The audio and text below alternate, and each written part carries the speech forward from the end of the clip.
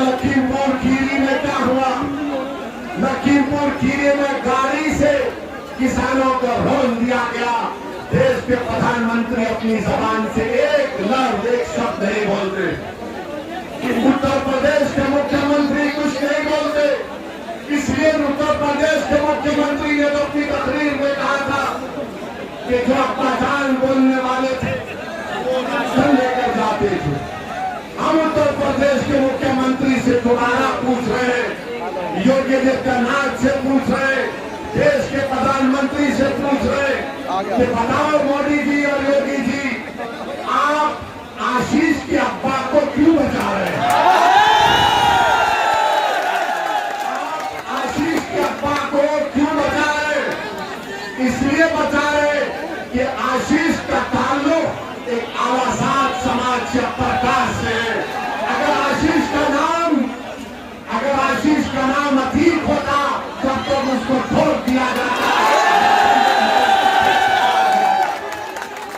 मेरे अजीज दोस्तों और बुजुर्गों, ये हकीकत है। ये लखीमपुर का वाकया उत्तर प्रदेश के मुसलमानों को समझना पड़ेगा। आपको बात अपने शहरों में बिठाना पड़ेगा कि जिस समाज के पास ताकत होगी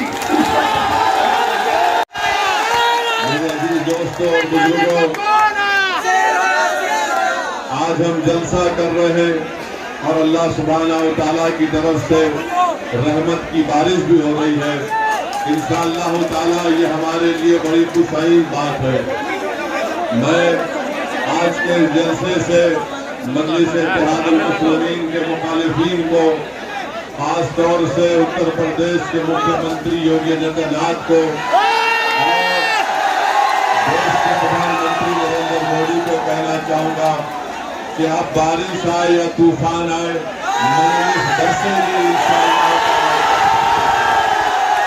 मेरे दोस्तों और बुजुर्गों, आपका इस तरह से यहाँ पर जमा होना उन तमाम नाम निहाद सेकुलर पार्टियों को एक पैगाम देता है कि देख लो, किसी के सियासी जलसे में बारिश के बावजूद भी हजारों की तादाद में आवाम जनता नहीं पहुंची।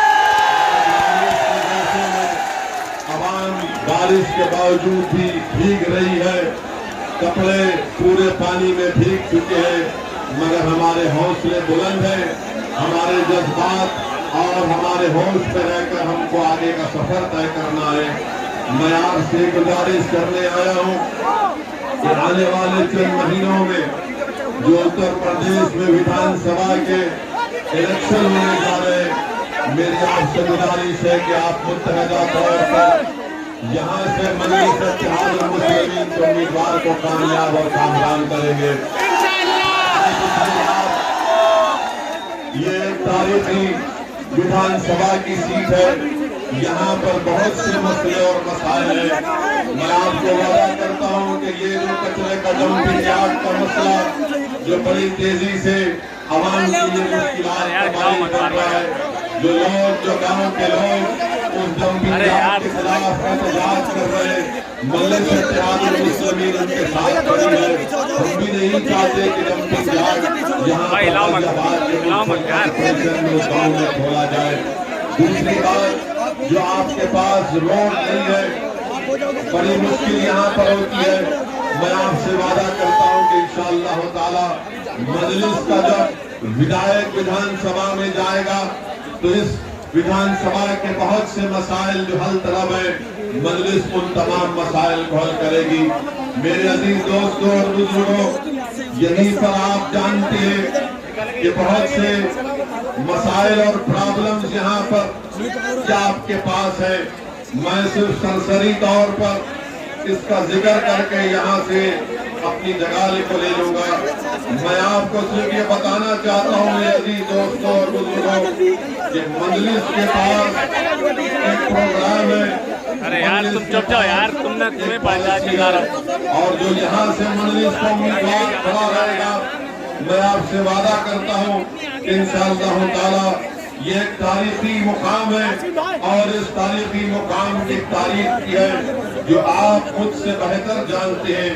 मेरे अजीज दोस्तों और बुजुर्गों, मैं आज के इस जलसे से ये बात भी कहना जरूरी समझता हूँ, हमारे हिंदू भाइयों को, हमारे दलित भाइयों को, हमारे बैकवर्ड क्लास के भाइयों को, अगर आप कभी हमारे मस्जिद में आएंगे या फिर हमारे मदरसे में आएंगे तो ना सिर्फ हम आपको पानी और चाय पिलाएंगे बल्कि हम आपको बिठाकर और हमारे मदरसे, हमारी मस्जिदें दहशतगर्दी को फरोग नहीं देती। हमारी मस्जिद और हमारे मदरसे हिंदू मुस्लिम इत्तेहाद और मोहब्बत की बातें करती है, नफरत की बातें नहीं करती है। मैं बताना चाहूंगा कि पूरे देश में अगर किसी भी मदरसे में आप जाना चाहते हैं, किसी मस्जिद में जाकर किसी इमाम से पूछ सकते हैं तो इंशाअल्लाह ताला आपसे कोई बदतमीजी नहीं की जाएगी। ये जो पवित्र जगहें हैं, यहाँ पर लोग अगर कोई पीने का पानी पीने चले जाता है तो उसको मारते और पीटते हैं। आइए हमारे मदरसों में आइए, हमारी मस्जिदों में आइए, ना सिर्फ पानी पीजिए बल्कि बैठकर सवालात करिए, पूछिए हमसे कि ये वही जगहें थी जहाँ पर हमने मिलकर अंग्रेजों के खिलाफ जंग लड़ी थी। मेरे मैं आपको ये भी बताना चाहूंगा कि तारीख में आया है कि वो जगह है दास्तां जहाँ पर सन 57 में चौधरी नरेंद्र सिंह त्यागी और बशारत अली खान ने अंग्रेजों के खिलाफ एक बहुत बड़ी लड़ाई लड़ी थी और अपनी जान को कुर्बान भी कर दिया। ये जो मंसूरी कैनाल के पास जो अंग्रेजों का बना हुआ कोठी है, वो उस बात की रामत है कि यहाँ पर मुसलमानों ने अंग्रेजों के खिलाफ अपनी आवाज को बुलंद किया था। मैं यहाँ पर फैलकर बशारत अली खान को खिताब पेश करता हूँ कि जब अंग्रेज जमीन का हरमाज कर रहे थे तो यही बशारत अली ने आगे बढ़कर उन तमाम अंग्रेजों के ऊपर हमला किया था, जिस पर बशारत अली को और चौधरी नरेंद्र सिंह त्यागी को यहाँ पर फांसी की सजा दे दी गई। मेरे अजीज दोस्तों और बुजुर्गों, सन 57 में मीरठ के पास एक मुट्ठी भर भारत के सिपाहियों ने नदी हिंदोन के किनारे अंग्रेजों से मुकाबला किया और आज भी वहां पर अंग्रेजों का कब्रिस्तान और फौजियों का जज्बात की कमात देती है कि हम यहाँ पर हमने हिंदू और मुसलमानों में मिलकर अंग्रेजों के खिलाफ आवाज उठाई थी। मैं आपको याद दिलाना चाहता हूँ कि मार्च 2019 में गाजियाबाद को में मोदी का एक जलसा हुआ था और मोदी ने अपने जलसे में बड़े बुलंद दावे किए थे और कहा था कि कैसे मैं खामोश बैठ जाऊंगा जब पाकिस्तान पुलवामा में हमला करता है। मोदी ने उस वक्त हमारी फौज को इस्तेमाल किया और पार्लियामेंट के इलेक्शन में वोटों को बटोरने का काम किया। मैं आज उसी गाजियाबाद से नरेंद्र मोदी से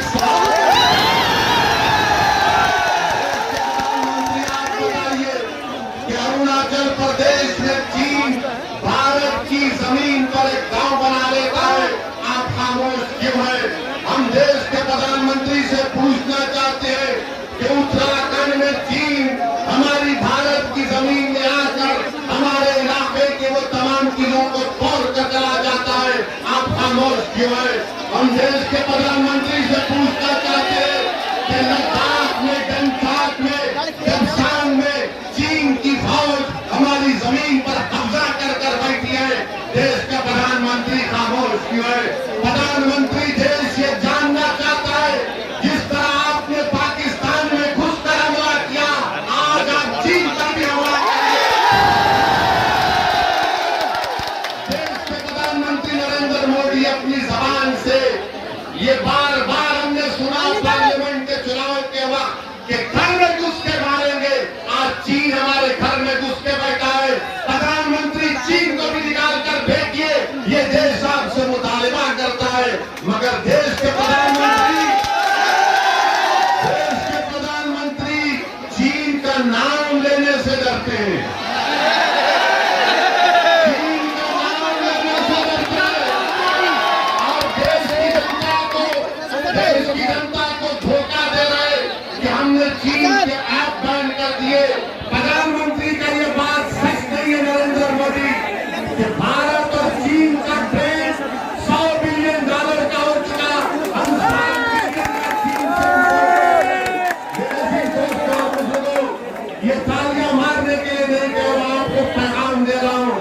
कि चीन से हम 60-70 मिलियन का इंपोर्ट कर रहे हैं। कौन सा चीन से नरेंद्र मोदी और बीजेपी मुकाबला कर रही है? मेरे अजीज दोस्तों और बुजुर्गों, तीसरी बात यह कि यहाँ पर हज हाउस है, आज जो हज हाउस को ताला किया गया, NGT का ऑर्डर आया, क्यों नहीं है किसी तरह की सरकार उस NGT के अरे यार बनाने दो यार, नदी के किनारे और क्या क्या नहीं निकलता, मगर हज हाउस नहीं होने की बिना पर गाजियाबाद और मेरठ की जनता को बड़ी मुश्किल उठाकर यहाँ से दिल्ली एयरपोर्ट जाना पड़ता है। मेरे अजीज दोस्तों और बुजुर्गों, तीसरी बात जो मैं आप तक पहुंचाना जरूरी समझता हूँ कि आप सुनने तैयार हैं अभी?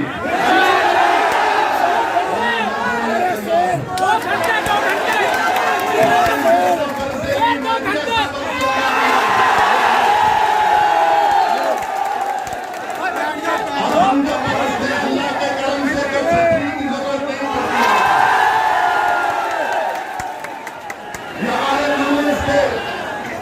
हमारे मजलिस के मुखालिफिन और खास तौर से यहाँ के विधायक का नाम असलम चौधरी ने बड़ी बातें की मजलिस मुस्लिम के बारे में। असलम चौधरी तुमको अब तक किसी एक मर्द मुजाहिद से वास्ता नहीं था।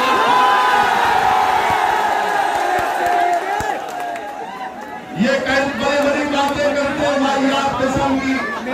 हम इनको बताना चाहेंगे, इन तमाम सेकुलर पार्टी को बताना चाहेंगे कि इंशाअल्लाह ताला इस विधानसभा से यहाँ से मजलिस का उम्मीदवार यहाँ से मेरे विधायक बनकर जाएगा इंशाअल्लाह। जज्बा देखकर, ये आपकी मोहब्बत देखकर, ये आपकी वाबस्तगी देखकर, ये आपका बेलफ्ज़ होकर एक बारिश हो रही है और आप यहाँ पर खड़े हुए वो इस बात का पैगाम देती है कि इंशाअल्लाह ताला मजलिस इत्तेहाद मुस्लिमीन की कामयाबी को, मजलिस के उत्तर प्रदेश में बढ़ते हुए खत्मों को अब कोई सियासी जमात नहीं। मेरे अजीज दोस्तों और बुजुर्गों, गाजियाबाद जिले में 5 विधानसभा है, 5 विधानसभा है। मैं आपको ये इसलिए बताना जरूरी समझता हूँ कि मजलिस के ऊपर इल्जाम लगाया जाता है कि मजलिस खड़े रहेगी तो वोट डिवाइड होगा। हम इनसे पूछना चाहते हैं कि पिछले पार्लियामेंट के चुनाव में समाजवादी और BSP ने मिलकर मुकाबला किया। क्या आपने पार्लियामेंट इलेक्शन में BJP को वोट दिया? आपने पार्लियामेंट इलेक्शन में मोदी को वोट दिया? क्या योगी को वोट दिया? फिर कैसे BJP कामयाब हुई बताइए?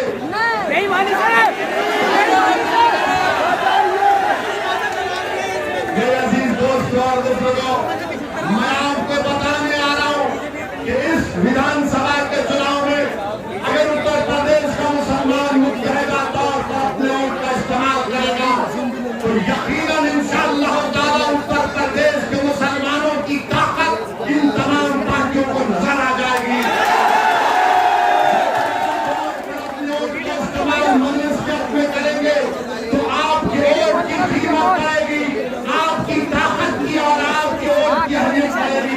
इसीलिए मैं आपसे गुजारिश करने आया हूँ कि आप मुतहदा तौर पर आने वाले विधानसभा में मजलिस के अपने वोट का इस्तेमाल करिए। सुनिए मेरी गाजियाबाद विधानसभा में कांग्रेस और सपा ने मिलकर थाना पिछले बार।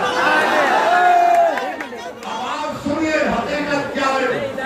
कांग्रेस और सपा के लोगों को गालिया भट्टा, गुलजार कॉलोनी, हिंदुल विहार, इस्लाम नगर से 19,000 वोट मिले और BJP को सिर्फ 1200।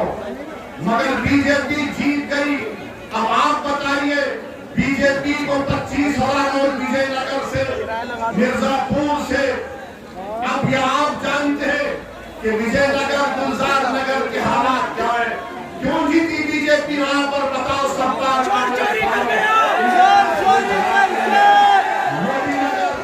मोदी नगर विधानसभा अब्दुल वहाब चौधरी साहब वहां पर 60,000 वोट से हार गए। 2012 में कांग्रेस और आरएलडी ने इसको यहां से जीता था। बीजेपी से उस वक्त 8% वोट की थी 2012 में मोदी नगर विधानसभा से। आप सोचिए कि 5 साल में 2012-2017 तक बीजेपी को 50% वोट मिला। 8.5% से बीजेपी को 50% वोट कैसे मिला?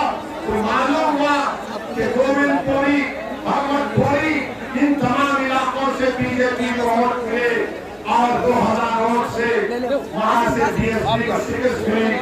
तीसरी विधानसभा है सहियाबाद विधानसभा, जहां से अमरपाल शर्मा 2012 में बीएसपी के जीते थे।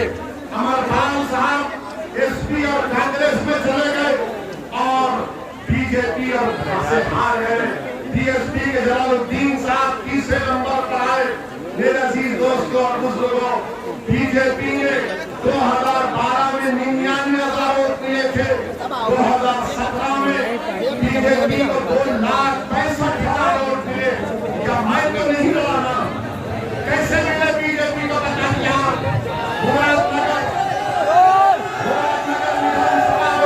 2012 में आपने देख लिया। फिर लोनी विधानसभा है, जाकिर साहब एमएलए थे 12 में, 17 में हार गए। 2012 में बीजेपी को 48,000 वोट मिले 2017 में। और बताइए इतनी बड़ी तादाद में बीजेपी को कैसे मिलते हैं? मेरे अजीज दोस्तों और बुजुर्गों, आपको मैं बताना चाह रहा हूं कि आपको मुसलमानों को फैलाया जाता है, फुसलाया जाता है, धोखा दिया जाता है कि मुत्तहिदा वोट का इस्तेमाल करो। जब आप मुत्तहिदा वोट का इस्तेमाल करते आ रहे मगर बीजेपी जीतती जा रही है। आपने मुत्तहिदा वोट का इस्तेमाल किया मगर आपके तालीम के मसाइल हल नहीं हुए, रोड नहीं बनती। यहाँ पर इंडस्ट्रियल एरिया का गंदा पानी खेतों में चला जाता है, लोग परेशान होते हैं। मेरे अजीज दोस्तों और बुजुर्गों, कल तक आपके पास कोई विकल्प नहीं था, आज आपके पास मजलिस इत्तेहादुल मुस्लिमीन के रूप में एक विकल्प है।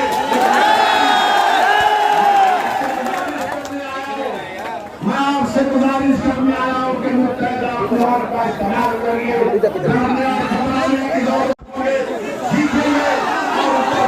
इंशाअल्लाह।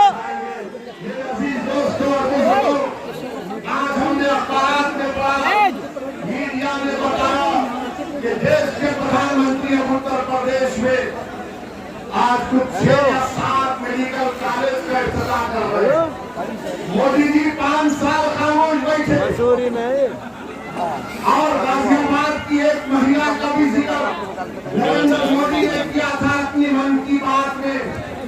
क्या कहा था नरेंद्र मोदी ने कि मुझे पता है जिसने कोविड हुआ तो अपने आप को अलग रखिए अपने बच्चों को बचाने के लिए।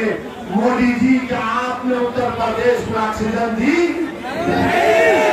आपने उत्तर प्रदेश में कोविड की दवाएं दी?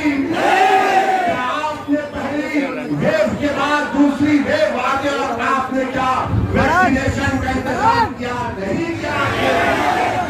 आज नरेंद्र मोदी जाकर 6 मेडिकल कॉलेज का संगे बुनियाद रख रहे।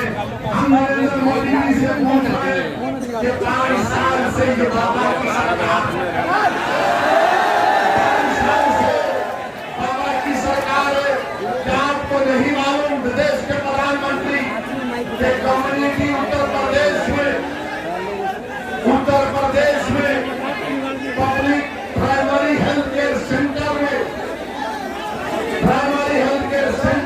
4,509 डॉक्टर की सैंक्शन स्ट्रेंथ है। बाबा ये तो बताओ कि कितने डॉक्टर काम कर रहे हैं?